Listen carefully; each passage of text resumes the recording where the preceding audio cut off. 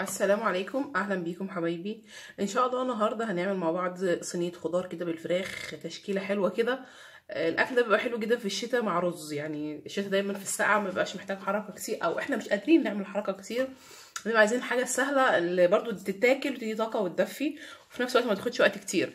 زي ما انتم شايفين معايا كده، انا معايا تشكيله خضار. اي تشكيله خضار موجود عندك في التلاجة حطيها ايا كان. تمام. انا معايا هنا كوسه مقطعها مش رفيع، مقطعها تخين، ومعايا بطاطس برضو مقطعها وسط، ومعايا دي بصلايه مقطعها طرنشات رقيقه، ومعايا هنا فصين توم، ومعايا طماطمتين مقطعهم مكعبات، ومعايا نص قرن شطه. يعني انا مرضتش احط كتير عشان هتبقى حراقه قوي.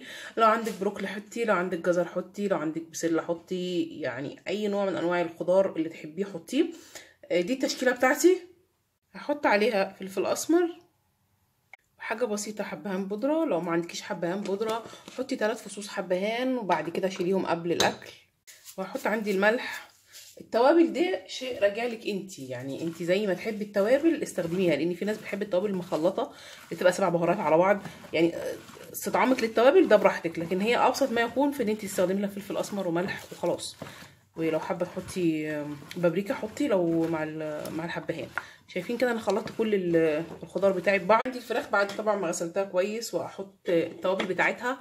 انا عايزه ابهرها هي الاول، غير البهار اللي انا حطيته هنا. التوابل اللي حطيتها هنا دي على قد الخضار، لكن هحط هنا برضو شعره بسيطه حبهان وفلفل اسمر، ومعايا قرفه والملح. انا مستخدمه الفراخ بتاعتي بالجلد، فمش مش هحط عليها زيت. لو انتي مستخدمه فراخ شايله الجلد بتاعها حطي معلقتين زيت، لكن هي كمان هي فيها جلد، فالجلد هينزل الدهون اللي فيها، فمالوش لازمه ان انا ازود يعني الدهون. تمام. هقعد اخلطها كويس كده بحيث ان هي كلها تختلط بالتوابل دي وتخش ما بين الجلد وما بين اللحم كده زي ما انتم شايفين. زي ما شفتوا كده ابسط ما يكون. هجيب عندي الفراخ بقى وارصها فوق الخضار. مش هحط عليها ميه او احط عليها اي سوائل، هي هتنزل اللي فيها وهتشوفوا هيكون فيها الصوص بتاعها حلو قوي. ظبطها كده بشكل عشان هو ده اللي هتقدم بيه.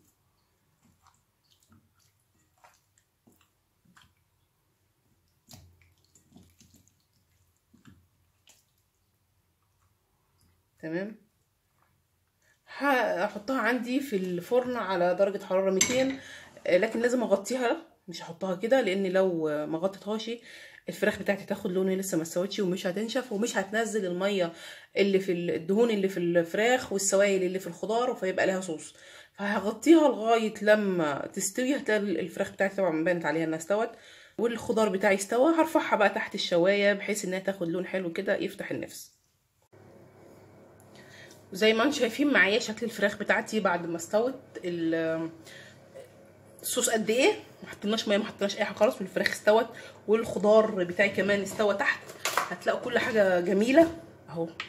بصوا الخضار مستوي خالص، البطاطس، الفراخ. طبعا انا حطيتها تحت الشوايه على طول عشان تاخد طبقه حلوه. لو حابه تقلبيها تاني الناحيه التانيه برضو مفيش مشكله، لكن انا بكتفي هي الوش الاخير بس كده. اي نوع خضار عندك مشي نفسك وطعمه حلو جدا، والفراخ بتديها طعم جميل. اتمنى ان شاء الله ان انتم تجربوها وتعجبكم. اشوفكم على خير الوصفه الجايه، والسلام عليكم ورحمه الله وبركاته.